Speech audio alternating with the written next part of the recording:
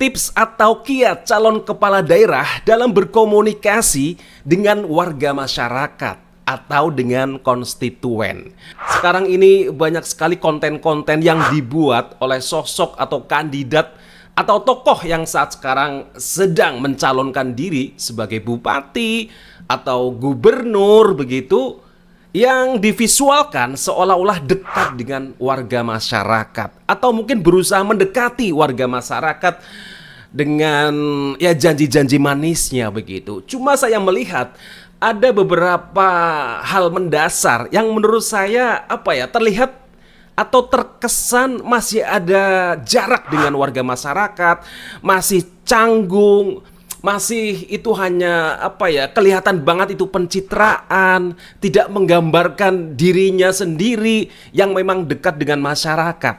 Maka teknik berkomunikasi itu perlu dipelajari oleh para calon kepala daerah, baik itu bupati maupun gubernur. Nah, biasanya saya melihat konten-konten itu diawali dia berbicara di depan kamera ya, memperkenalkan diri, kemudian biasanya menyebutkan aktivitasnya begitu. Misalkan ya, halo warga masyarakat begitu, atau mungkin langsung hai sedulur atau apalah ya. Jadi harus punya sebutan kepada konstituen, mungkin sahabat, mungkin sedulur, mungkin warga atau apapun, tapi ada sapaan-sapaan kepada konstituennya. Nah, terus menyebutkan hari ini saya akan mengunjungi atau hari ini saya akan menghadiri sebuah acara begitu di warga, misalkan pertemuan warga, pertemuan ibu-ibu PKK atau apapun yang itu mengumpulkan massa atau mengumpulkan warga masyarakat. Nah, jadi ketika berbicara di depan kamera pun itu juga harus ada skill komunikasi. Jadi misalkan pertama kita harus melihat kamera itu sendiri, jangan sampai tidak fokus terhadap lensa kameranya, karena kita sedang menyapa penonton, menyapa warga masyarakat yang nanti akan melihat video kita. Nah, jadi kita benar-benar akrab dengan kamera. Kamera ini adalah teman, partner kita ya, untuk membangun citra, membangun reputasi yang itu bisa membuat orang percaya dengan kita, orang mau memilih dengan kita. Kadang orang itu biasanya suka belibet di depan kamera atau sulit mengucapkan kata-kata, maka perlu memang dibuat skrip atau naskah ya, mungkin boleh poin-poin begitu. Tapi kalau yang tidak terbiasa, biasanya dibuatkan skrip oleh timnya, itu juga boleh, dan dilatih terus-menerus. Jadi benar-benar menyapa penonton begitu, bukan hanya hari ini sambil jalan begitu. Jadi fokus dulu ke kamera, jangan sambil jalan. Nah, nanti ketika mungkin sudah beraktivitas, boleh sambil jalan sambil cerita, itu boleh. Kemampuan storytelling nanti yang digunakan gitu. Tapi sapalah penonton dulu, lihat kamera betul, fokus yang nanti akan melihat video kita. Nah, juga ketika berbicara di depan kamera perlu ada gestur yang mendukung. Apa saja itu? Yang pertama tentu tentang posisi berdiri kita gitu. Ya, senyaman mungkin gitu. Kemudian juga tentang gerakan kepala ya, ekspresi wajah. Nah, standar ekspresi wajah itu tersenyum. Senyumlah dengan kamera ya.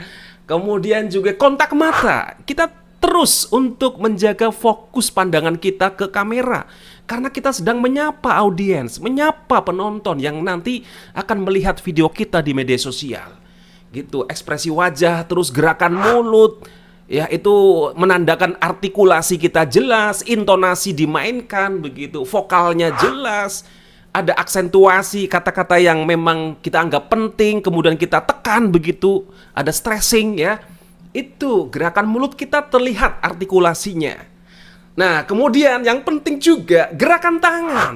Jadi ketika kita berbicara di depan kamera, termasuk juga ketika kita berbicara di depan audiens, selalu ada gerakan tangan yang mendukung. Ya, contoh hal kecil ketika bicara dengan audiens ya, misalkan berkata, saya pakai gerakan tangan seperti ini, saya. Ini menandakan kita percaya diri, saya. Anda seperti ini, kita semua. Nah, selalu ada gerakan tangan, misalkan memberikan semangat, kita harus semangat. Ya seperti ini misalkan, gitu.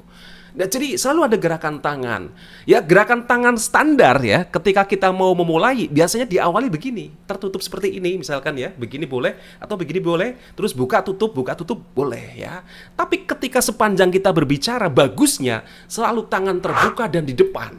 Yang lebih penting juga, itu ketika kita bertemu dengan warga masyarakat, otomatis biasanya kita akan menyalami mereka, akan berjabat tangan. Nah, ini penting sekali buat para kandidat calon bupati, calon gubernur ketika bersalaman dengan warga atau konstituen. Jadi, salaman ini sangat penting, jangan dianggap hanya formalitas, hanya basa-basi. Nah, ada teknik-teknik salaman, misalkan kontak mata dijaga ketika kita bersalaman. Ya, terus kita posisi sejajar.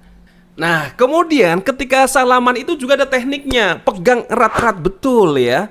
Ya, begini, pegang erat. Dan ada durasi, minimal durasi ya 3-5 detik begitu ya.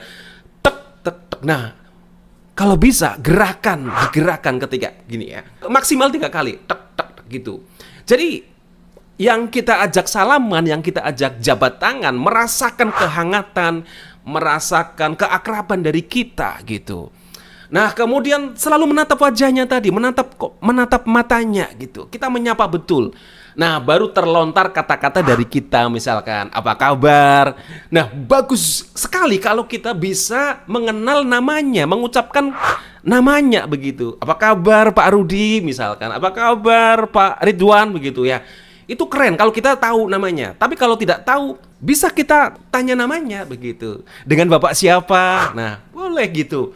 Mereka senang sekali ditanya namanya oleh sosok calon pemimpin yang barangkali mereka belum begitu mengenal. Tapi ketika kita berusaha akrab, berusaha bertanya, itu ada kedekatan yang akan dibangun begitu. Nah, jadi nanti jabat tangan bukan hanya sekedar formalitas basa-basi gitu ya.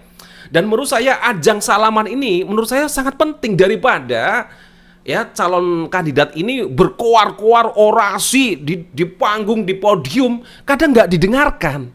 Bagusnya itu ketika tadi menyapa langsung per individu, per orang. Buatlah terkesan memang kita benar-benar berusaha ingin mendekati dengan ketulusan hati kita.